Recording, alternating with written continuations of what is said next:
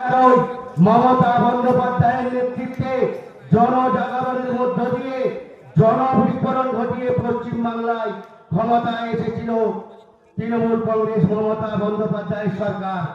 বাংলার মানুষ দুহাত ভরে আশীর্বাদ এবং দোয়া করেছিলেন।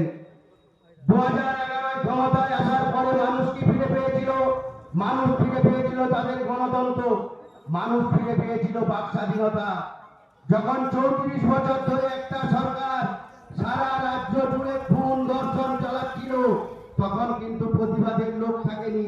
একমাত্র প্রতিবাদ করেছিলেন বাংলার জননেত্রী আমাদের মুখ্যমন্ত্রী মমতা বন্দ্যোপাধ্যায়।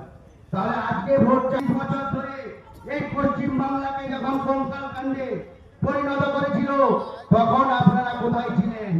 আজকে বলছেন বিজেপি ক্ষমতায় আসবে। আমরা কি দেখলাম গতকালকে মধ্যপ্রদেশে? কি দেখছি সোশ্যাল মিডিয়াতে? দুটো মহিলাকে জীবন্ত